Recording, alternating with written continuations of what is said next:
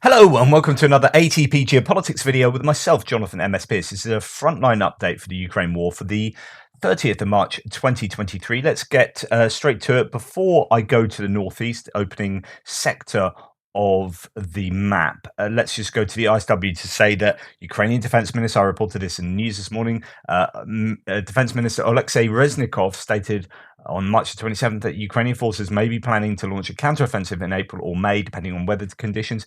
It will be dependent, as it goes on to talk about here, about getting the equipment to the Ukrainians. That doesn't include just things like tanks, but air defense systems like the Patriot air defense missile system.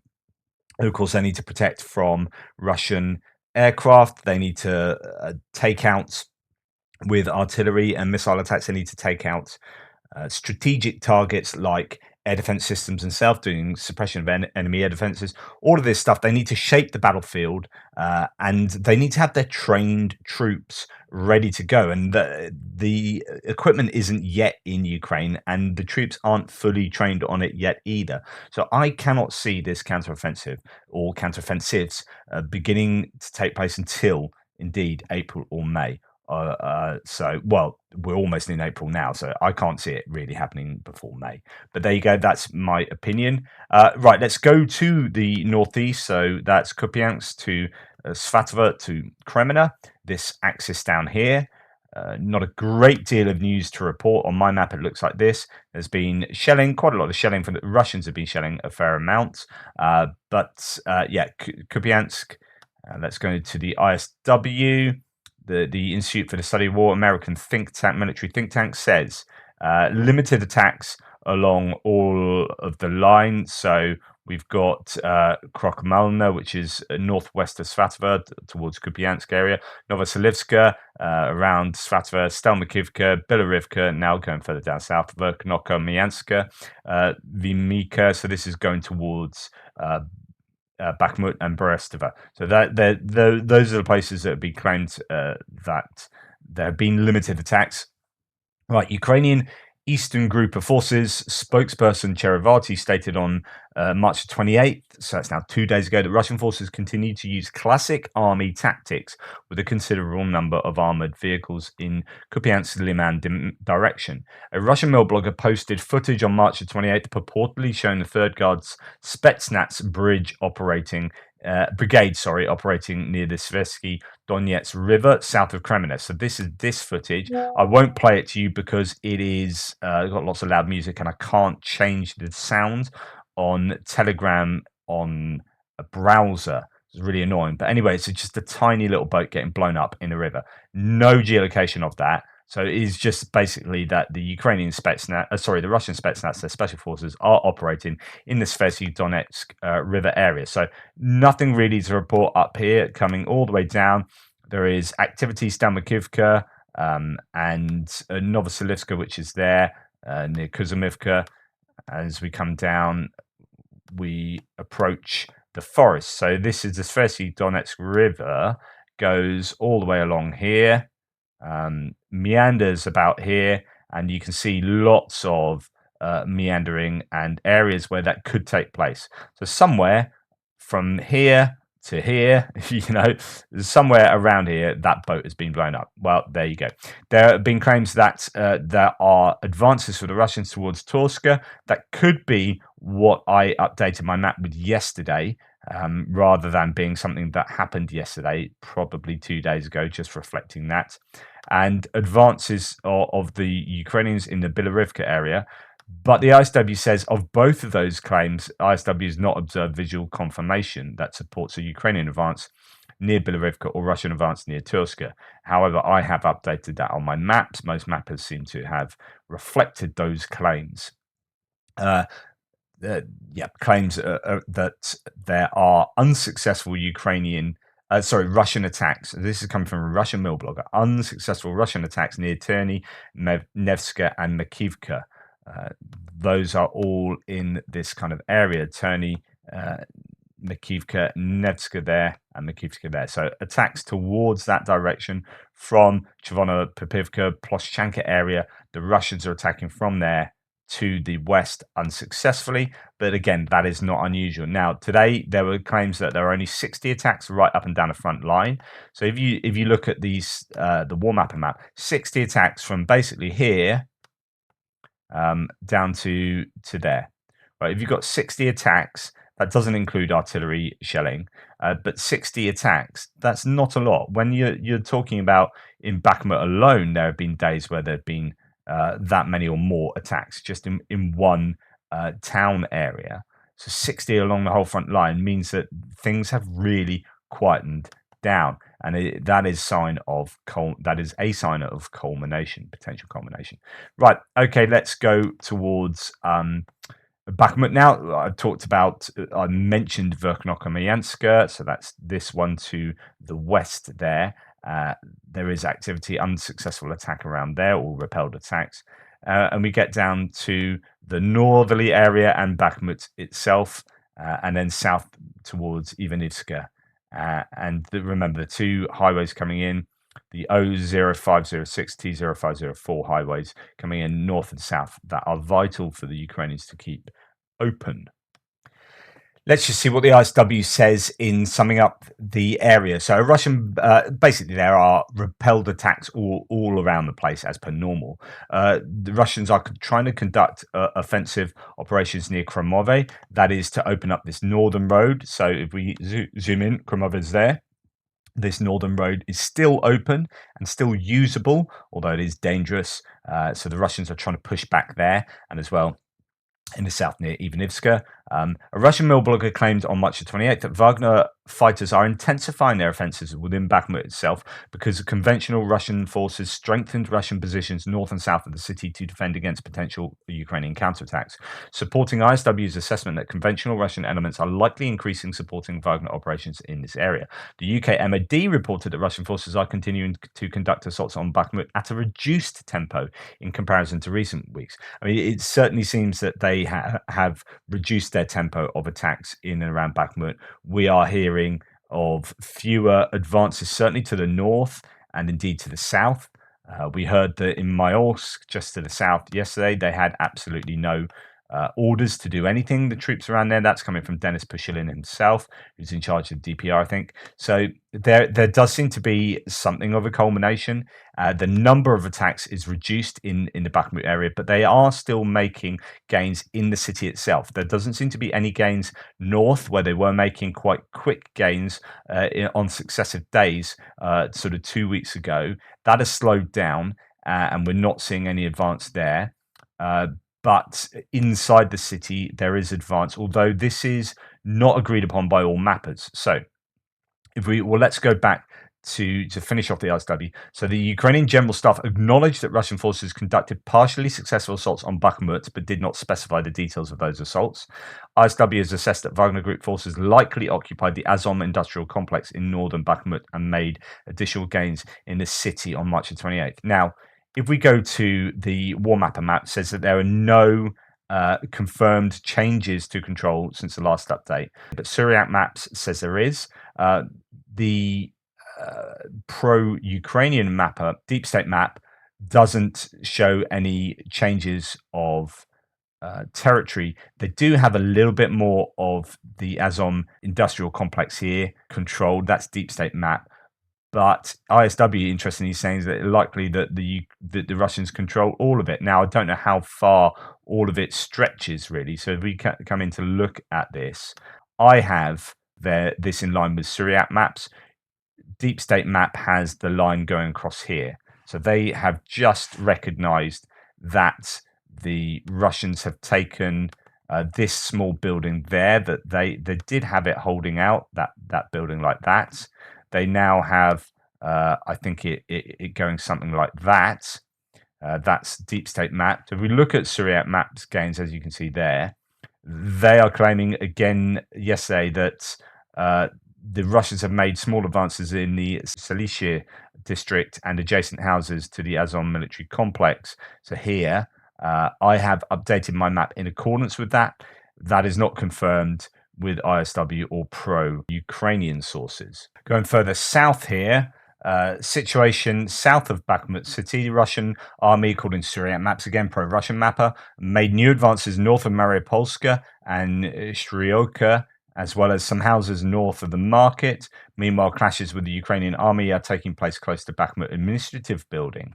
That seems to be the administrative building there, where the kinds of fighting is going on. But gains around here and further north, I think by the market there. Now, No Reports says, and bearing in mind that the Syriac map is very different from, or somewhat different from, say, the Deep State map. So I said this yesterday. Deep State map looks more like this. They don't have that, and then sort of comes down like that. So it's not as much Russian control around there. But I'm going with the worst case scenario, and Syriac maps have been fairly accurate, certainly in Bakhmut so far, it appears to me. But No Reports has them back. You can see that road there, which is the Kherson Kogo Street, they have this all a grey area, so they don't have the Russians anywhere past here as far as control. So that's completely different mapping to Syriac maps, and the same down here. So when they're talking about pro-Russian sources claim that fighting is already near the administrative buildings, that looks well into Ukrainian controlled areas, but actually Syriac maps and myself have this already controlled by the Russians. So that there is way in Ukrainian territory, as according to No Reports, but not with my or Syriac maps. Anyway, just to give you an idea there of what's going on with the various claims. No Reports, again, pro-Ukrainian. Bakhmut situation, 2 unconfirmed claims from Russian sources, which I haven't been able to verify yet. The roads of life are still intact, those 2 roads I'm talking to you about, but remain dangerous. For the rest, operational security. So he often says these kind of, gives these hints, but they don't always really come to anything. The other claim that the Russians are making, there are claims from Russian sources that the area near the Omega mini hotel is under Russian control. This is unconfirmed. So if you see that area there close to the reservoir, so there's a reservoir there on my map, that would be around here. So Omega mini hotel. So it says that's under Russian control. I almost got that. It's in the grey zone for me. So it would be negligible change for as far as my mapping is concerned. But let's just have a look at a bit of footage. This is coming from Avdivka. Now, Avdivka is way back here around Krasnohora. If you remember, there was all that big fight over Krasnohora and Avdivka for ages. And then it all seems like an age ago now as they're fighting in Bakhmut. So that is, bear in mind, let's just zoom out again. So Avdivka is there. This footage is interesting for a couple of reasons. Yes, I'm going to show you, oh, wow, Ukrainians have blown up some Russian stuff, and pro-Russians will go, why don't you show Ukrainians getting hammered? And I'll speak about that in a second. But the reason I find this interesting, so you've got some kind of IFV there. You've got an ammunition truck. You've got some other military vehicles. And anyway, this gets hit there, and then it eventually catches onto the ammunition truck, and then basically all hell lets loose and a massive fire takes place. Now, why I'm showing you this is that it is interesting to me that Ukrainian drones are operating as far into the Russian lines here as they are, with some kind of impunity. So one assumes that this drone survived, gets back to its controllers, so on and so forth. Footage is retrieved, although I don't know if the footage is actually beamed. You could lose the drone and still keep the footage. Someone will let me know. I'm sure you could probably keep the footage, and it's being beamed back to the controller. But anyway, here we have quite a considerable fire that then catches onto that truck, yeah. But again, the point is that and I don't know whether this is happening the other way as well with Russian drones. You've got quite serious drone activity behind Russian lines, being able to spot targets and help artillery hit those targets. Now, if we go back to my map, if you got Ukrainian drones getting all the way over here without being taken out by electronic warfare, without being shot out of the sky, and being able to get targets hit around Avdivka, then that is a serious problem. Those buildings look. I'm not sure exactly which buildings they are actually, but it looks like there could be these tall ones there, all in a row, but from that angle. Pro-Russians had a go at me for not showing a bit of footage yesterday about a repelled Ukrainian attack up this road. And I saw the footage, or at least I saw a part of it, which was a vehicle getting blown up. But apparently it's part of a longer bit of footage which shows quite a lot of Ukrainian troops getting destroyed and equipment getting destroyed. But I didn't show it yesterday, not because I'm biased, but because it turns out that footage was actually from, at the very latest, the 24th. And the essay was the 29th. So I'm not going to show you footage that's 5 days old from at least probably a week old from activity that took place. This is a daily Frontline update. So I will show you bits of footage I think are pertinent and have something to say. So that point of showing that bit of footage was to say there's still, there's drone operation taking place well behind enemy lines, and that's an interesting talking point. But I'm sure that's happening the other way as well, or could well be happening. But I'm not going to show you footage of things getting blown up just for balance, just because it's a bit of footage of Ukrainian stuff getting destroyed. I'm not going to show you that just for the sake of balance if it is a week old. Okay, anyway, to continue, the Ukrainians are becoming more and more vulnerable here, it appears, as that net closes. Now, the final thing I want to say is apparently there are, and people like Denis Davidov was saying this the other day, that there are something like 80,000 Ukrainian troops stationed around Chasiv Yar, Konstantinivka, and so on. And there's perhaps 50,000 Russian troops in the area. So the Ukrainian troops outnumber Russians, apparently. The question is, why aren't they being sent into Bakhmut? And there's a really interesting claim that is worthy of note. And that is that the more troops you throw into there, the greater the density of troops, the more troops you'll lose if they get hit with artillery, so on and so forth.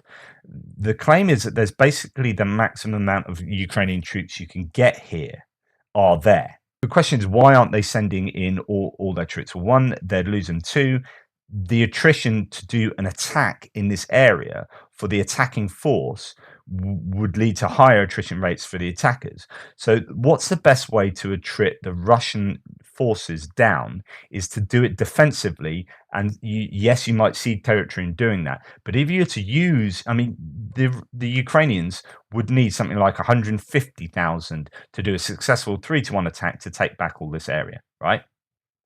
They don't want to do that. They aren't ready for that kind of counteroffensive here.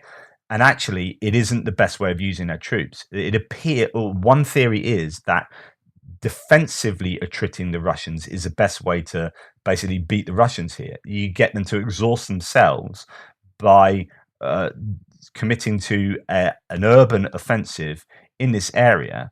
You commit the maximum troops you can, or that makes sense, in order to attrit those troops down, and you cede territory when it becomes too dangerous for you to keep it. But basically, that appears to be what's happening there. I thought that was a very interesting observation that shows that the Ukrainians could throw more people into Bakhmut. They have the troops nearby, but they just don't, because actually it would be counterproductive. Let me know what you think, of course, and whether you agree. If we come further down south to Avdivka, it looks very similar to Bakhmut, or at least Bakhmut some weeks ago, where there's a larger neck to the net, or to the cauldron. Now, there have been no reported gains for either sides, as according to many. So here, Warmapper says no confirmed changes to control since the last update. This is how Warmapper sees it. Kamyanka still under the control of the Ukrainians. Krasnohorivka taken by the Russians, with a move towards the railway line and Stepova. Rebar, the pro-Russian source on Telegram, says of Avdivka, interestingly, says that in Bakhmut, the infantry and armored vehicles have so far enabled the Ukrainians to hold its flank and prevent the encirclement from closing. So they're saying that armored vehicles are playing a part in that. Anyway, northwest of Avdivka, Russian forces are gradually expanding their area of control around Kamyanka and Krasnohorivka. In Ukrainian command, in turn, the Ukrainian command is trying to organize a stable defense along the railway line. And then further south in Pervomysky, Russian units occupied several more blocks adjacent to the pond. And at the same time, the enemy concentrates additional forces in Siverny, reinforcing the grouping on the southern flank of the Avdivka fortified area. Okay, let's just unpick that. So they are essentially claiming, Rebar, that Kamyanka is under Russian control. I don't have confirmation of that, but that is their claim. And that there are some gains in the Pervomysky area next to the pond here. And that the Ukrainians are reinforcing Siverny there. But other than that, no real detail of movement. Now, it is worth saying that yesterday, Deep State Map, the pro-Ukrainian mappers, changed their mapping around here quite considerably. So here's my map of Avdivka, and here's Deep State Map's map. So there we go. Now, this was the 28th, and then the 29th. So this is what's happened in the past 24 hours. There's a considerable amount of territory lost by the Russians. Now, I don't know if that is actually just rejigging the map rather than the Russians losing territory. There's also a tightening of the grey zones. So you see here that the grey zones have been tightened right around this southern area. So I don't know what this says. I mean, if you look here, that's around. We've got the claims in ISW that the Russians have made gains in Pervomysky. Yeah, I don't know whether the Russians have been pushed back or whether that is just a rejigging of their map. But that's 28th and that's the 29th. I haven't made a change around there, however. So that's Avdivka. Not a lot to report. We'll pop out of Avdivka. It is tough fighting around there. There is a lot of activity, but not too much territory changing. Now, when it comes to Marinka, Suryat Mats, pro-Russian mapper, claims that there is some gains for the Russians right in the center. This pocket that has been Ukrainian held to the east of Druzhby Avenue has been like that for actually months. It's finally, according to Suryat Maps, been ceded to the Russians. They claim that the Russian army and DPR forces took control over the central district of Marinka town with all positions east of Druzhby Avenue. That hasn't been confirmed as far as I can see anywhere else particularly. And I'm still not entirely convinced about the Suryat claim to the north of Marinka here. It may well be the case, but I've got my existing Ukrainian line still there, just to signify that I'm not totally convinced that Russia have taken that area, but they might well have done. So that's pressure around there, pressure around Pobyeda. Again, I'm not convinced. You know, some Russian mappers have this area taken in Pobyeda by the Russians. I'm not entirely convinced that is the case yet. If we go on to look at Rebar, they just no particular claims about Zaporizhia or the rest of Donetsk. It just gets onto MLRS strikes on Melitopol, Simferopol, Avdivka, which I was telling you about this morning in Crimea, that airfield was hit there. So no other claims about the front line. We'll go to ISW. Says that the Russian forces did not conduct any confirmed ground attacks in western Donetsk, although there are claims of Ukrainians doing reconnaissance in force in western Donetsk, but nothing particularly about Vuhledar or indeed along to Zaporizhia. There's a lot of talk about the nuclear power plant, about HIMARS strikes in the area. We've got geolocated footage showing Ukrainian forces striking Russian positions near Oleksy, which is on the east or the left bank of the Dnipro River. I'll show you where that is in a second. And Russian sources reported they shot down a Ukrainian drone over Simferopol, which is in Crimea. We know that the Ukrainians are probing quite a lot in Crimea with their drones. So not too much to report about Vuhledar. Indeed, the whole Zaporizhia front coming towards Kherson, and then a hit at Oleksy, which is just to the east of Kherson, just across the river. So Oleksy is seeing quite a lot of activity over the months since the withdrawal, obviously being fairly close to Kherson city. There's the usual routine artillery duels going on along the front line still around these areas, and Russia are still building their defensive fortifications quite to some quite substantial degree in the Crimea and Zaporizhia and Kherson regions. Anyway, that's the frontline update for today. Hope that was of some use to you. Please like, subscribe, and share. Really appreciate you watching these videos and commenting in the brilliant way that you do in the threads below. Anyway, take care, and I'll speak to you later.